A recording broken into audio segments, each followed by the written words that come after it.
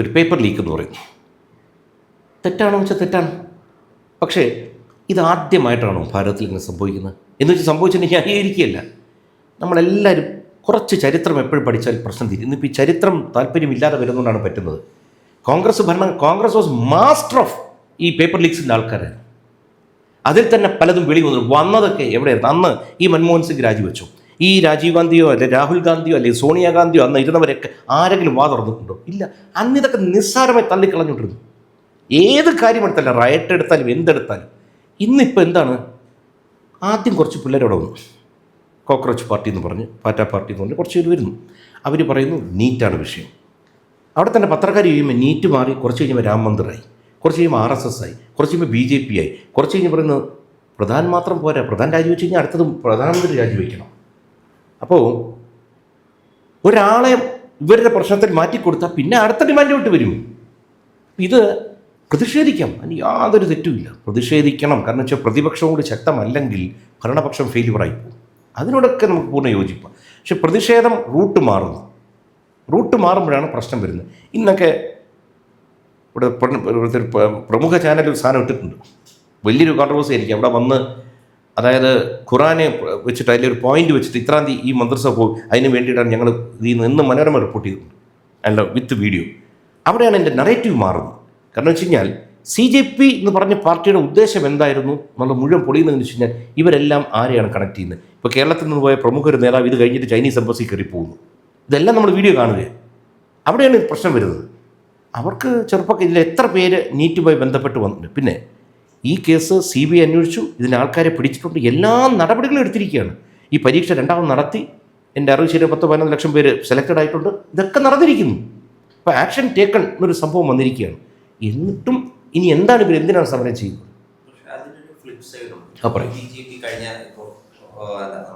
വളരെ റീസെന്റ് ആയ സമയത്ത് എടുത്തു കഴിഞ്ഞാൽ ഇപ്പോൾ ശബരിമല സ്വർണ്ണമുള്ള കേസ്, ആ കേസിന്റെ ഒരു കോൺട്രവേഴ്സി നടക്കുമ്പോഴത്തേക്കും എല്ലാം മന്ത്രിമാരെ, അതായത് ദേവസ്വം ബോർഡ് ഹാൻഡിൽ ചെയ്യുന്ന മന്ത്രിമാർക്കെതിരെ കടന്നാക്രമിക്കുന്ന ഒരു നിലപാട് തന്നെയാണ് BJP എടുത്തിട്ടുള്ളത്. യാതൊരു രീതിയിലുള്ള വിട്ടുവീഴ്ചയ്ക്കും തയ്യാറായില്ല. അപ്പോൾ അത്തരമൊരു കോൺട്രവേഴ്സി നടക്കുമ്പോൾ മന്ത്രിയുടെ പേരിലേക്ക് അക്കൗണ്ടബിലിറ്റി എന്നൊരു ഫാക്ടർ തള്ളിവിട്ട അതേ BJP തന്നെയാണ് കഴിഞ്ഞ വർഷം അല്ലെങ്കിൽ ഈ വർഷം നടന്ന നീറ്റ് എക്സാമിൽ 20ഓളം വിദ്യാർത്ഥികളാണ് ആത്മഹത്യ ചെയ്തതെന്ന് പറയപ്പെടുന്നു. ഡൽഹിയിൽ പ്രൊട്ടസ്റ്റ് ചെയ്ത ഒരു വിദ്യാർത്ഥിനി ഇപ്പോൾ വെന്റിലേറ്ററിലാണെന്നാണ് PTA റിപ്പോർട്ട് ചെയ്തത്. അവിടേക്ക് എന്തുകൊണ്ടാണ് BJPക്ക് ഈ അക്കൗണ്ടബിലിറ്റി എന്നൊരു എലമെന്റിലേക്ക് കൊണ്ടുവരാൻ പറ്റാത്തത്? ഇപ്പൊ ഈ മരിച്ച വിദ്യാർത്ഥികളുടെ കുടുംബത്തിന് കോമ്പൻസേഷൻ കൊടുക്കുന്നതിനെ പറ്റി ചർച്ചയുണ്ടെന്നാണ് ഇന്നലെ KPCC ഓഫീസിലേക്ക് മാർച്ച് നടത്തിയപ്പോൾ പാർട്ടി അധ്യക്ഷനായ രാജീവ് ചന്ദ്രശേഖരൻ പറയുന്നുണ്ടായിരുന്നത്. എന്തുകൊണ്ട് കേരളത്തിൽ അല്ലെങ്കിൽ പ്രതിപക്ഷത്തിരിക്കുന്ന സമയത്ത് അക്കൗണ്ടബിലിറ്റിയെ പറ്റി വാചാലരാകുന്ന BJP ഇവിടേക്ക് എത്തുമ്പോഴത്തേക്കും അക്കൗണ്ടബിലിറ്റിയിലേക്ക് വരാത്തത്? ആൻഡ് അതിന്റെ മറ്റൊരു ആസ്പെക്റ്റൂടെ പറയുകയാണെന്നുണ്ടെങ്കിൽ, ഇന്നത്തെ പ്രധാനമന്ത്രിയായിരുന്ന ശ്രീ നരേന്ദ്രമോദി ഗുജറാത്ത് മുഖ്യമന്ത്രിയായിരുന്ന കാലത്ത് ഇട്ടിരുന്ന പല ട്വീറ്റുകളും ഇന്ന് പിന്നെ ഉയർന്നു വന്നുകൊണ്ടിരിക്കുകയാണ്. അതായത് അന്ന് മോദി അക്കൗണ്ടബിലിറ്റിയെ പറ്റിയിട്ട് പറഞ്ഞിട്ടുള്ള സാധനങ്ങൾ മുതിർന്ന മാധ്യമപ്രവർത്തകരടക്കമുള്ളവർ ട്വീറ്റ് ചെയ്തിട്ടുണ്ട്. അക്കൗണ്ടബിലിറ്റിയാണ് അവർ ഡിമാൻഡ് ചെയ്യുന്നതായിട്ട് അവർ തന്നെ അവകാശപ്പെടുന്നത്. അതായത് ഇത്രയും പേപ്പർ ലീക്ക് നടന്നു, ഇപ്പോൾ ധർമ്മേന്ദ്ര പ്രധാൻ ഇരുന്ന സമയത്ത് തന്നെ പല പേപ്പർ ലീക്കുകളും നടന്നിട്ടുണ്ടായിരുന്നു. എന്നിട്ട് അതിനനുസരിച്ചൊരു കോഷൻ എടുക്കാൻ പറ്റിയില്ല എന്നുണ്ടെങ്കിൽ അദ്ദേഹം ആ പദവി തുടരാൻ അർഹനല്ല എന്നാണ് ഒരു വിഭാഗം വിദ്യാർത്ഥികൾ, അല്ലെങ്കിൽ നമുക്ക് മനസ്സിലാകുന്നിടത്തോളം ഭൂരിഭാഗം വിദ്യാർത്ഥികളും ഉന്നയിക്കുന്നത്. ഈ അക്കൗണ്ടബിലിറ്റിയെ പറ്റിയിട്ട് എന്തുകൊണ്ടാണ് ഇപ്പോഴും ചർച്ച ചെയ്യുക? ഒരു പേപ്പർ ലീക്ക് ഉണ്ടായിക്കഴിഞ്ഞാൽ വിദ്യാഭ്യാസപരമായിട്ടുള്ള കാര്യമാണെന്നുണ്ടെങ്കിൽ ഡെഫിനറ്റ്ലി അദ്ദേഹം തന്നെയാണ് അക്കൗണ്ടബിൾ. പക്ഷേ ആക്ഷൻ എടുത്തിട്ടുണ്ടോ ഇല്ലയോ? ആക്ഷൻ കാരണം വെച്ച് കഴിഞ്ഞാൽ ഇപ്പോൾ ഇതിനകത്ത് ഒരു 7-8 പേരുടെ പേരുകളാണ് വന്നിരുന്നത്. ഈ ചോദ്യപേപ്പർ ഉണ്ടാക്കിയിരുന്ന 2 പേരും ഇതിനകത്തുനിന്ന് അതാത് ഏരിയകളിൽ നാളെ വിളിച്ചു കൂട്ടി സാധനം ലീക്ക് ചെയ്ത് കൊടുത്തിട്ടുണ്ട്. നാളെയും ഇതുപോലൊരു കമ്മിറ്റി വെച്ച് ചോദ്യപേപ്പർ ഉണ്ടാക്കണമല്ലോ, ഉണ്ടാക്കുന്നവർ തന്നെ ഇത് ചെയ്യാൻ തുടങ്ങിക്കഴിഞ്ഞാൽ എന്ത് ചെയ്യും? അപ്പോൾ അതിന് നടപടി എടുത്തേ പറ്റൂ. നടപടി എന്ന് വെച്ചാൽ ഫുൾ പ്രൂഫ് ഒരു സിസ്റ്റം ലോകത്തില്ല, ഇവിടെ നിന്നല്ല, എവിടെ വേണം നോക്കിക്കോളൂ. ഞാൻ ഈ ലീക്ക് പ്രൂഫുകളെ പറ്റി, ഈ പേപ്പർ ലീക്കുകളെ പറ്റി പഠിച്ചു നോക്കി. ലോകം മുഴുവൻ ഇത് നടന്നുകൊണ്ടിരിക്കുക. അതായത് മനുഷ്യന് പണമുണ്ടാക്കാനുള്ള ത്വര വന്നു കഴിഞ്ഞാൽ ഇതെന്തും ചെയ്യും. അതായത് രാജ്യത്തെ വിറ്റും പൈസ ഉണ്ടാക്കും. ഇതിനകത്ത് ഗുരുതരമായ തെറ്റ് തന്നെയാണ് നടന്നിരിക്കുന്നത്. അതുകൊണ്ടാണ് ഇവരെ മുഴുവൻ അറസ്റ്റ് ചെയ്തിരിക്കുന്നതും നടപടി എടുത്തിരിക്കുന്നതും വീണ്ടും എക്സാം നടത്തി കൊടുത്തിരിക്കുന്നത്. ഇപ്പോൾ പറഞ്ഞു ദുഃഖകരമാണ്, അതിനകത്ത് റാങ്ക് കിട്ടിയവരുണ്ട്, പലരും ഉണ്ട്. ആദ്യത്തിനകത്ത് ഈ ആത്മഹത്യ ചെയ്ത സംഭവങ്ങൾ വരുന്നുണ്ട്. എന്താണ് ഇതിന് മറുപടിയെന്നും പ്രതിപക്ഷം പറയുന്നുണ്ടോ? അതുമില്ല. ഇതിനകത്ത് രാഷ്ട്രീയം വരുമ്പോൾ ശരിയായി. ഇപ്പോൾ താങ്കൾ പറയുന്നു നരേന്ദ്രമോദിയുടെ പഴയ പോസ്റ്റുകൾ എടുക്കുന്നു. ഇത് അന്നത്തെ സാഹചര്യത്തിൽ പറയുന്നത് കുത്തിപ്പൊക്കുക തന്നെ ചെയ്യും. ഇത് വന്നുകൊണ്ടേയിരിക്കും. ഇന്ന് പലരും പറയുന്നത് മുഴുവൻ അടുത്തതേ വീണ്ടും വരികയും ചെയ്യും. ഇന്നത്തെ പ്രതിപക്ഷ നേതാക്കൾ പറയുന്നില്ലേ, അവർ ഭരണത്തിൽ വരുമ്പോൾ ഇത് വരും. അത് ഇതിൻ്റെ ഒരു ഭാഗമാണ്. രാഷ്ട്രീയത്തിൽ ഈ പലതും രാഷ്ട്രീയ സ്റ്റേറ്റ്മെൻറ്റ്സ് വരും. അതിപ്പോൾ ഇലക്ഷൻ നടക്കുമ്പോൾ നമ്മൾ പലതും വിളിച്ചു പറയും. അത് നമുക്ക് അതുപോലെ പ്രവർത്തിക്കാക്കാൻ പറ്റുന്നില്ല. ഇപ്പോൾ ഞാൻ കൊല്ലത്തെ ഇലക്ഷൻ നിൽക്കുന്നു. ഏറ്റവും നല്ലപോലെ എനിക്ക് അറിയാവുന്ന ഒരാൾ അവിടെ തോക്കുന്നുള്ളത് എനിക്കറിയാമല്ലോ, ഞാൻ അവിടെ ജയിക്കാൻ പോകുന്നില്ലെന്ന്. പക്ഷേ നമ്മളെന്താണ് ജയിക്കാൻ വേണ്ടിയിട്ട് മാക്സിമം നമ്മൾ ശ്രമിക്കും. ജയിക്കുന്ന തന്നെ പറയും. അതാണ് 68,000 വോട്ട് നമുക്ക് കൂട്ടാൻ പറ്റും. അങ്ങനെ കൂട്ടി ഒരു ദിവസം കയറാൻ പറ്റും എന്ന് പറഞ്ഞാൽ രാഷ്ട്രീയ സ്റ്റേറ്റ്മെൻറ്റ്സ് ഉണ്ട് ഇതിനകത്ത് പലതും. പക്ഷേ somebody has to be accountable. അത് യാതൊരു തർക്കവുമില്ല. ഇതിൽ കുറ്റം ചെയ്തവരെ അറസ്റ്റ് ചെയ്തിരിക്കുന്നു. So they are accountable. അത് പിടിച്ചിട്ടില്ലായിരുന്നു, ഇപ്പോഴും പരീക്ഷ നടത്തിയിട്ടില്ലായിരുന്നെങ്കിൽ ഈ മന്ത്രി രാജിവെക്കണമെന്ന് പറയുന്ന ഡിമാൻഡിനകത്ത് കാര്യമുണ്ടായിരുന്നു. ഇതിപ്പോൾ എന്താണ് ചെയ്യേണ്ടത്? ഒരു തെറ്റ് നടന്നു, ഇനി ഇത് ആവർത്തിക്കുന്നില്ല എന്ന് പറയുന്നുണ്ടോ? ഇല്ല, ആവർത്തിക്കപ്പെടും. മറ്റൊരു രീതിയിലായിരിക്കുന്നു. പോലീസ് ഏറ്റവും നല്ല രീതിയിൽ പ്രവർത്തിക്കുന്നു. ഒരു സ്റ്റേറ്റിലെയും പോലീസ് മോശമല്ല. കേരളത്തിലെ പോലീസ് ഒന്നാന്തരം പോലീസാണ്. അവർക്ക് പരിമിതികളുണ്ട്. അവരെത്രയൊക്കെ പൂട്ടി മനോഹരമായിട്ട് വന്നാൽ അടുത്ത് ഇറങ്ങും. ഒരു വ്യാജ സംഭവമായിട്ട് ഓൺലൈനിൽ തന്നെ നമ്മൾ കാണുന്നു. എത്ര പൂട്ടിയാലും പുതിയ ഫ്രോഡ് കണ്ടുപിടിച്ചിരിക്കും. അത് അവരുടെ ബ്രെയിൻ അങ്ങനെ വർക്ക് ചെയ്തുകൊണ്ടേയിരിക്കും. ഇതിനകത്ത് ഒരു പോസിറ്റീവ് നോട്ട് കാണുന്നത് വെച്ച് കഴിഞ്ഞാൽ, എപ്പോഴും ഈ ബോർഡറിൽ തീവ്രവാദികളുടെ പ്രശ്നം നടക്കുന്നത് ബംഗ്ലാദേശിലും അല്ലെങ്കിൽ ഈ ബോർഡറിൽ, പാകിസ്ഥാൻ ബോർഡറിൽ നമ്മുടെ ആർമി ലൈവായിട്ട് നിൽക്കാൻ കാര്യം വെച്ചാൽ ഇത്തരം പ്രശ്നങ്ങൾ വന്നുകൊണ്ടിരിക്കുന്നത് ഇതിനെ അഭിമുഖീകരിച്ച് പുതിയ പാഠം പഠിക്കും. നമ്മൾ മറ്റ് രാജ്യങ്ങൾ വിളിച്ചു ചോദിക്കും, ഇങ്ങനൊരു പ്രശ്നം നടക്കും, ഇത് നിങ്ങളെങ്ങനെയാണ് കൗണ്ടർ ചെയ്യുന്നത്? അവർ ചോദിക്കും, ഞങ്ങളുടെ നാട്ടിൽ ഇങ്ങനെ ഹിൽ വാർ എങ്ങനെയാണ്, ടെറൈൻ വാർ എങ്ങനെ, അവർ ഇന്ത്യയുടെ ചോദിക്കുന്നത്. അതിങ്ങനെ നമ്മൾ പല രാജ്യങ്ങളോട് സംസാരിച്ച് ഇത് കവർ ചെയ്ത് പോകാനേ പറ്റൂ. കൊതുകിനെ കൊല്ലുന്ന പോലെ അടിച്ച് കൊന്നാലും വീണ്ടും പുത്തനും പൊങ്ങി വരും. പക്ഷേ പറഞ്ഞ പോയിന്റോട് യോജിക്കുന്നു. അക്കൗണ്ടബിൾ ആയിരിക്കണം. Somebody should be made accountable. ഒരു വിഷയം നടക്കും, ഇതിനകത്ത് ആരാണ് മന്ത്രി എന്ന് വ്യക്തമാണ്. പക്ഷെ നടന്നതിന് നടപടി എടുത്തിരിക്കുന്നു. അപ്പോൾ നമ്മളിനി അടുത്തതിലോട്ട് പോവുക. പക്ഷേ ഈ പ്രൊട്ടസ്റ്റ് ഒരിടത്തും എത്തുന്നില്ല. CJPയുടെ ആരാണ് ഇതിന്റെ പുറകിൽ നിന്നാണ്? ഇതൊരു വിദ്യാർത്ഥികളുടെ ഒരു സ്വാഭാവികമായ കൂട്ടായ്മയാണോ, അത് അതിന്റെ പുറകിൽ അല്ല? നമ്മളൊന്ന് വിദ്യാർത്ഥികൾ തന്നെ പറയുന്നുണ്ടല്ലോ ഇന്റർവ്യൂവിൽ. അവിടെ നിൽക്കുന്നവരാരും വിദ്യാർത്ഥികളല്ല. അവരാരും നീറ്റിൽ പങ്കെടുത്തവരില്ല. അപ്പം ഇതാരാണിത്? ഒരു ന്യായമായ വാദമായിട്ട് നമുക്ക് പറയാൻ പറ്റൂ. അതായത് ഇപ്പൊ പരീക്ഷ എഴുതിയ വിദ്യാർത്ഥികൾക്ക് മാത്രമേ വരാൻ പാടുള്ളൂ. ഇല്ല, ആർക്കും വേണം വരാം. അല്ല, ഞാൻ അതല്ല പറഞ്ഞേ. ആ വിദ്യാർത്ഥികളുടെ ആയിരുന്നു കൂട്ടായ്മ ചോദിച്ചപ്പോൾ വിദ്യാർത്ഥികളല്ലെന്ന് ഞാൻ പറയുമായിരുന്നു. ആർക്കും വേണം വരാം. അതിനെന്താ? പലരും വന്നത് കാണാൻ വേണ്ടി വന്നവരുണ്ട്. ഇങ്ങനെ ഒരു പ്രകടനം നടക്കുന്നു, കാണാൻ വന്നവരുണ്ട്. അതിലൊന്നും തെറ്റില്ല. പിന്നെ ഇന്നിവിടെ പലരും എഴുതിയിരിക്കുന്നു, പല നടന്മാർ പ്രതികരിച്ചിട്ടുണ്ട്. അതായത് അതിക്രൂരമായ സംഭവം, വെറുതെ നടന്ന വിദ്യാർത്ഥികളെ തല്ലിക്കൂട്ടി. ഇത് ഭാരതത്തിലെ വിദ്യാർത്ഥികൾ ഇങ്ങനെയാണ് ഹാൻഡിൽ ചെയ്യേണ്ടത്. പൊതുമുതൽ നശിപ്പിച്ചോ, പ്രൈവറ്റ് വാഹനങ്ങൾ നശിപ്പിച്ചോ, എന്തെങ്കിലും ചെയ്തോ? കംപ്ലീറ്റ് അക്രമം തുടങ്ങി വെച്ച് ആരാണെന്നുള്ള വ്യക്തമായിട്ട് വീഡിയോ ഉണ്ട്. ഇനിയിപ്പോൾ അടുത്ത വരുന്ന ദിവസങ്ങളിൽ വൻ പിടുത്തമാണ് വീഴാൻ പോകുന്നത്. കാരണം ഇന്ന് ഈ ഫേസ് റെക്കഗ്നീഷൻ ഒരു സാധനമുണ്ട്. ഒരിക്കൽ എവിടെയെങ്കിലും കിട്ടിക്കഴിഞ്ഞാൽ തീർന്നു. ഫിംഗർ പ്രിൻറ്റുകൾ മുഴുവൻ വാഹനങ്ങളിൽ നിന്ന് എടുക്കുന്നുണ്ട്. പെടാൻ പോകുന്നത് മുഴുവൻ ഇളക്കി വിട്ടവരല്ല. ഈ മോബ് സൈക്കോളജിയുടെ ഒരു പ്രത്യേകതയുണ്ട്. നിരപരാധികളായ ആൾക്കാർ ഇളകിപ്പോവും. വീഴാൻ പോകുന്ന മുഴുവൻ ഈ ഇളക്കി വിട്ടവരൊക്കെ രക്ഷപ്പെടുകയും ചെയ്യും. പിടിക്കപ്പെടും, അത് വേറെ കാര്യം. കാരണം വെച്ച് കഴിഞ്ഞാൽ, ഒന്ന്, അതീവ സുരക്ഷാ മേഖലയാണ് ഡൽഹി. 2, പാർലമെൻറ്റ് സെഷൻ നടന്നുകൊണ്ടിരിക്കുക. കേരളത്തിൻ്റെ ഉൾപ്പെടെ MP-മാരുണ്ട്. സുരക്ഷാ പ്രശ്നം നിൽക്കുകയാണ്. അവിടെ ജാഥ നടത്താൻ അനുവാദം കൊടുത്തിട്ടില്ല. കംപ്ലീറ്റ് നിയമം ലംഘിച്ചിരിക്കുകയാണ്. പ്രധാനമന്ത്രിയുടെ വസതിയുടെ വളരെ അടുത്തുവരെ എത്തിപ്പോയി.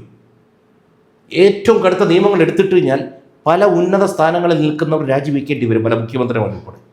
അതിലോട്ടൊന്നും പോകില്ലായിരിക്കും, എനിക്കറിയില്ല. കൃത്യമായ വയലൻസും കൃത്യമായ പ്ലാൻ ചെയ്തും. അതിൽ പിള്ളേർ പറയുന്നുണ്ടല്ലോ, നേപ്പാൾ ആവർത്തിക്കും. അവർക്കറിയാത്തൊരു കാര്യമുണ്ട്.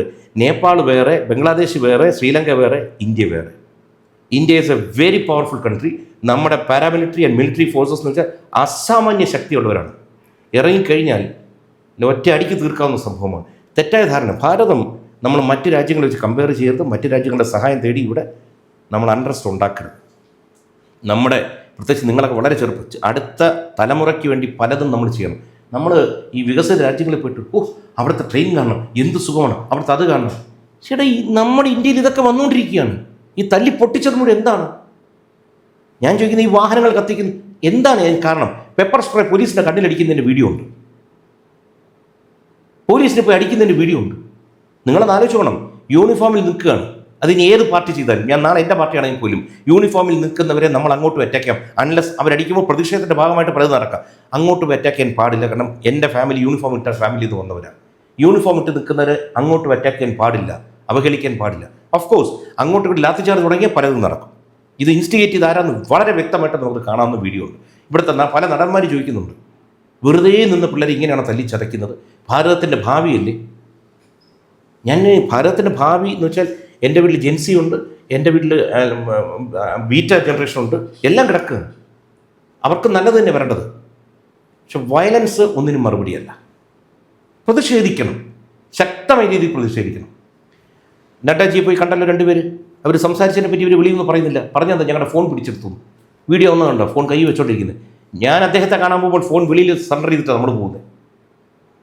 അവർ VIP ആയിട്ടാണ് അകത്ത് കൊണ്ടുവരും, VVIP ആയിട്ട്. ഇത്രയും ചെയ്തു കൊടുത്തിട്ട് ഈ വെളിയിൽ നിങ്ങൾ കള്ളം പറയുന്നത് എന്തിനാണ്? ടൊവിനോ തോമസ് അദ്ദേഹം പറഞ്ഞിരിക്കുന്നത് എന്താണ് ഈ അക്രമത്തെപ്പറ്റി? എന്തെങ്കിലും ഒരു വാഹനം നശിപ്പിച്ചിട്ടുണ്ടോ? പൊതുമുതൽ നശിപ്പിച്ചിട്ടുണ്ടോ? ഒന്നുകിൽ അദ്ദേഹം എന്ത് അന്ധതയാണെന്ന് എനിക്കറിയില്ല. മത അന്ധതയാണോ, രാഷ്ട്രീയ അന്ധത, എന്തുകൊണ്ടാണ് അങ്ങനെ സംസാരിക്കുന്നത്? മറ്റേ നമ്മുടെ ജോജു, ഇതൊക്കെ നമ്മുടെ സഹോദരങ്ങളാണ്. ജോജു ഒക്കെ മറ്റേ മഹാരാജാസ് കോളേജിൽ സംസാരിക്കുന്ന ഒരു വീഡിയോ കണ്ടു. അടിയന്തരാവസ്ഥയെ പറ്റി സംസാരിക്കുന്നത്. അദ്ദേഹം കോൺഗ്രസ്സുകാരനാണ്. ഇത് അടുത്ത അടിയന്തരാവസ്ഥയാണ്. അപ്പോൾ അടിയന്തരാവസ്ഥ നടന്നിട്ടുണ്ടെന്ന് കുഴപ്പമായിരുന്നു പുള്ളി തന്നെ പറയുന്നുണ്ട്. ഞാൻ പറയുന്നത് നല്ല രീതിയിൽ പ്രതിഷേധിക്കാം, നല്ല രീതിയിൽ. ഇതിൻ്റെ ഉദ്ദേശം വേറെയാണ്. ഡൽഹിയിൽ ഒരു പാർട്ടി ഇല്ലാതായിപ്പോയി. ആ പാർട്ടി തിരിച്ചു വരാൻ വേണ്ടി CJP എന്ന് പറഞ്ഞൊരു സംഭവത്തെ ഉണ്ടാക്കി വിട്ടു. അതങ്ങ് പൊളിഞ്ഞു പോയി. ഇത്രേ ഉള്ളൂ. അവർ പഞ്ചാബിൽ മാത്രമേ ഇപ്പോൾ ഇരിക്കുന്നുള്ളൂ. ആ പാർട്ടിയും ഉണ്ട് എന്ന് പറയുന്നുള്ളൂ. കാരണം ഇന്നലെ കോൺഗ്രസ് ഓപ്പൺ ആയിട്ടുണ്ടായിരുന്നല്ലോ. ശ്രീ രാഹുൽ ഗാന്ധിയുടെ നേതൃത്വത്തിൽ അവിടെ ഉണ്ടായിരുന്നല്ലോ.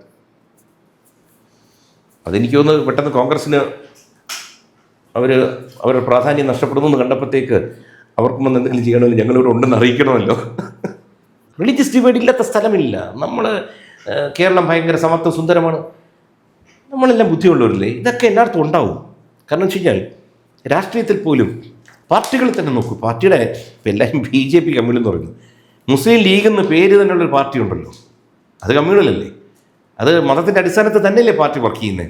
അതിൻ്റെ നേതാവ് എന്താ പറഞ്ഞു? മതമാണ് വലുതെന്ന് പറഞ്ഞില്ലേ? അത് ഞങ്ങളുടെ ഐഡൻറ്റിറ്റിയാന്ന് പറഞ്ഞില്ലേ? എനിക്ക് അദ്ദേഹത്തിന് പിന്നെ ഇഷ്ടമുണ്ട്. ഒന്നുമില്ലെങ്കിൽ പരസ്യമായിട്ട് പറഞ്ഞല്ലോ. ഈ രഹസ്യമായിട്ട് പണിയുന്നതിനേക്കാൾ പുള്ളി പരസ്യമായിട്ട് പറഞ്ഞല്ലോ. അതൊക്കെ എൻ്റെ ഭാഗമാണ്. കാരണം നമ്മൾ പറയും ഞാൻ ഭയങ്കര മതേതരനാണ് മറ്റേന്നൊക്കെ പറയും. ഈ മതേതരമൊക്കെ അവസാനിക്കുന്ന എവിടെയെന്നറിയോ? സ്വന്തം മക്കളുടെ കല്യാണം വരട്ടെ, എല്ലാവരും മതേതരമായിക്കോളും. അവരുടെ മതമാണോ, അവരുടെ ജാതിയാണോ, ഉപജാതിയാണോ എല്ലാം നോക്കി കെട്ടിക്കത്തുള്ളൂ, അറേഞ്ച് മാരേജാണെങ്കിൽ. അതുകൊണ്ട് അത് എല്ലാ മനുഷ്യൻ്റെ അകത്തുള്ളതാണ്. ഡിവൈഡ് വരുന്നത് എങ്ങനെയാണെന്ന് വെച്ച് കഴിഞ്ഞാൽ, എനിക്ക് എൻ്റെ മതത്തിലുള്ള ആൾ നന്നാവണം എന്ന് ഞാൻ ചിന്തിച്ചു തുടങ്ങും. വർഗസ്നേഹം കൂടുമ്പോൾ ഉണ്ടാകുന്നൊരു പ്രശ്നമാണ്. അപ്പോൾ മറ്റുള്ളവരെ കട്ട് ചെയ്യാൻ നോക്കും. സിനിമയുടെ ചർച്ച വരുമ്പോൾ ആണ് ഞാനിതെല്ലാം കണ്ടത്. എൻ്റെ മക്കളും ഇൻഡസ്ട്രിയിലുള്ളതാണ്. അതൊക്കെ എൻ്റെ ഭാഗമാണ്. നമ്മൾ ചെന്ന് നിങ്ങൾ മറ്റേതായോണ്ടല്ലേ കട്ട് ചെയ്ത്, നിങ്ങളിഷ്ടം നിങ്ങൾ കട്ട് ചെയ്തു. എനിക്ക് പടം തന്നില്ല, എൻ്റെ മകൾക്ക് പടം തന്നില്ല, എന്തിനാ പരാതി പറയുന്നത്? ഞാൻ പടം ഉണ്ടാക്കണം, ഞാൻ അതാണ് ചെയ്തു കൊടുക്കേണ്ടത്. പിള്ളേർക്ക് പറഞ്ഞു നിങ്ങൾ നിങ്ങളുടെ കഴിവ് ഉപയോഗിച്ച് നിങ്ങൾ സിനിമ എടുക്കുക. പരാതിപ്പെട്ട് നിന്നിട്ട് കാര്യമില്ല. ഓരോരുത്തരുടെ കഴിവ് അവർ ഇപ്പോൾ രാഷ്ട്രീയത്തിൽ ഇലക്ഷൻ ജയിക്കുന്നു. ഇലക്ഷൻ ജയിക്കാൻ പലതും മാർഗങ്ങളെടുക്കും. ഞാൻ ചെന്ന് ഇപ്പോൾ കൊല്ലത്ത് നിന്നു, അത് പ്രേമേന്ദ്രൻ അങ്ങനെ ചെയ്തു. നിനക്കങ്ങനെ ചെയ്തുകൂടായിരുന്നു? എനിക്കത് ചെയ്തപ്പോൾ ജയിക്കാൻ. അപ്പോൾ ആ ജയിച്ച വ്യക്തിയെ ആ സെക്കൻഡിൽ തന്നെ ഞാൻ വിളിച്ച് അഭിനന്ദിച്ചേക്കുക. എനിക്ക് രണ്ടുപേരും വളരെ പ്രിയപ്പെട്ടവരാണ്, മുകേഷ് ചേട്ടനാണെങ്കിൽ പോലും. ഇലക്ഷൻ ഫൈറ്റ് ചെയ്ത വേറെ രീതിയിലാണ്. അപ്പോൾ എൻ്റെ തെറ്റ് ജയിക്കുക എന്നുള്ളതാണ് ഏറ്റവും വലുത്. അതിന് ഏത് മാർഗവും സ്വീകരിക്കാം ജനാധിപത്യപരമായിട്ട്. അത് എനിക്ക് പറ്റുന്നില്ല, അവർക്ക് പറ്റി, ഇത്രേ ഉള്ളൂ. ഈ ഹേമയുടെ ചർച്ച വരുമ്പോൾ വീണ്ടും അറ്റൻഷനിലേക്ക് വരുന്ന ഒരു സംഭവമാണ് ഈ ഹേമ കമ്മിറ്റി റിപ്പോർട്ട്. വളരെ ക്രൂഷ്യലായുള്ള കുറച്ച് പേജസ് ഒഴികെ ബാക്കിയെല്ലാം പബ്ലിക്കലി വന്നിട്ടുണ്ട്. അപ്പോൾ ഈ ചർച്ചയിൽ ഇപ്പോൾ വീണ്ടും ഉയരുന്നൊരു ആവശ്യമാണ് ഹേമ കമ്മിറ്റി റിപ്പോർട്ട് നെയിം ചെയ്തിരിക്കുന്ന ചില ആൾക്കാരൊക്കെ ഈ അസോസിയേഷനുമായിട്ട് ബന്ധപ്പെട്ട് പ്രവർത്തിക്കുന്നുണ്ട്. അത് പുറത്തു വിടണമെന്നുണ്ട്. അക്കാര്യത്തിൽ എന്താണ് താങ്കളുടെ അഭിപ്രായം? എന്താണ്? ഞാൻ പറയുന്നത്, ഇങ്ങനെ ഒരു റിപ്പോർട്ട് എടുത്തിട്ടുണ്ട്, ഇങ്ങനെ റിപ്പോർട്ട് പ്രിന്റ് ചെയ്തിട്ടുണ്ടെങ്കിൽ അത് പുറത്ത് കൊടുക്കണം എന്ന് ഞാൻ പറയുന്നത്. ജനം അറിയണ്ടേ? എന്താ സംശയം? കാരണം ഇതിനകത്ത് ചില വേണ്ടാത്ത കാര്യങ്ങൾ നടക്കുന്നുണ്ടെന്ന് തെളിഞ്ഞിട്ടുണ്ടെങ്കിൽ, നമ്മളിത് ജനാധിപത്യ രാജ്യമാണ്, ഇത് അറിയിക്കുക തന്നെ വേണം. ഇന്നതാണ് നടക്കുന്നത്. കാരണം ഇതിൽ സ്ത്രീകളോട് പൂർണ്ണ ബഹുമാനം. കാരണം ഞാൻ സ്ത്രീപക്ഷത്ത് നിൽക്കുന്നതാണ് കുടുംബം. പക്ഷേ എങ്കിൽ പോലും അടച്ച് പുരുഷന്മാരെ മാത്രം ആക്ഷേപിക്കുന്നതും തെറ്റ് തന്നെയാണ്. അതുകൊണ്ടാണ് ഇത്തരം റിപ്പോർട്ടുകൾ മുഴുവൻ വെളി വരട്ടെ. കാരണം വെച്ച് കഴിഞ്ഞാൽ ഒന്ന് 100 പുരുഷന്മാരെടുത്ത് അതിനകത്ത് ചിലപ്പോൾ ഒരാൾ കാണും, രോഗമുള്ളവർ കാണും, ഞരമ്പിൻ്റെ പ്രശ്നമുള്ളവരുണ്ടാവും. അവർ ലൊക്കേഷനിൽ പ്രശ്നങ്ങൾ ഉണ്ടാക്കുന്നത് എനിക്കറിയാം, ഭയങ്കര കുഴപ്പമുണ്ടാക്കുന്നവരുണ്ട്, എല്ലാ മേഖലയിലുണ്ട്. പക്ഷേ തിരിച്ച് ഇതുപോലെ ഇപ്പുറത്തെന്ന് പറയുന്ന സ്ത്രീകളും കച്ചകെട്ടി ഇറങ്ങിയിട്ടുണ്ട് പുരുഷന്മാരെ പൂട്ടാൻ വേണ്ടിയിട്ട്. സുപ്രീം കോടതിൻ്റെ കേസിൽ മൊളസ്റ്റേഷൻ കേസ് വരുന്നതിൽ 53% ഫേക്കാണ്. ഞാൻ സ്ത്രീകൾക്കെതിരെ, ഞാൻ സ്ത്രീകളുടെ ഭാഗത്തുനിന്ന് പറയാൻ കാര്യം വെച്ച് കഴിഞ്ഞാൽ, സ്ത്രീകളോട് ഞാൻ പറയുന്നത് വെച്ച് കഴിഞ്ഞാൽ, നിങ്ങൾ ഒരാളെ ആരോപിച്ച് പെടുത്തുമ്പോൾ മറ്റൊരു കുടുംബത്തിൻ്റെ ആളെയാണ് നിങ്ങൾ പെടുത്തുന്നത്. അതുകൂടി കൊണ്ട് അതിനകത്ത് വശം നോക്കണം. ഒരു കുടുംബം എന്ന് വെച്ചാൽ ഒരാണും പെണ്ണും കൂടി ചേർന്നാലേ പറ്റൂ. അല്ല പുരുഷന്മാരൊക്കെ കുഴപ്പക്കാർ. ഇവിടെ നമ്മളിത് നിങ്ങൾ ഇവിടെ തന്നെ നോക്കൂ, ഒരേ ഒരു സ്ത്രീ ഇരിക്കുന്നു, സേഫ് അല്ലേ? പുരുഷന്മാർ കൂടെ ഇവിടെ സേഫാണെന്ന് ഞാൻ പറയുന്നത്. ധൈര്യമായിട്ട് നിങ്ങൾ ഒരിക്കലും ലേഡീസ് കമ്പാർട്ട്മെൻ്റ് അല്ല യാത്ര ചെയ്യേണ്ടത്, പുരുഷന്മാരോടുള്ള കമ്പാർട്ട്മെൻറ്റോടെ യാത്ര ചെയ്യും. എനിക്കും എല്ലാവിധ താല്പര്യവും വികാരങ്ങളും ഉള്ള ഒരാളാണ്. പക്ഷേ നമുക്ക് തിരിച്ചറിവുമുണ്ട്. എന്ത് പറയുന്നു, നമ്മുടെ കൂടെ എവിടെയെങ്കിലും ഒരു ട്രെയിനിൽ പോകുന്ന സ്ത്രീ ഒറ്റയ്ക്കാണെങ്കിൽ നമുക്ക് ഉടനെ ടെൻഷനാവും. അയ്യോ അവർക്കെല്ലാം നമ്മൾ ഇന്നലെ മനസ്സിൽ പോകുന്നത് സ്വാഭാവികമായിട്ട് ചിന്ത പോകുന്നു. അല്ലാതെ അവരെ കയറി പിടിക്കണമെന്നാണ് ചിന്ത അല്ല.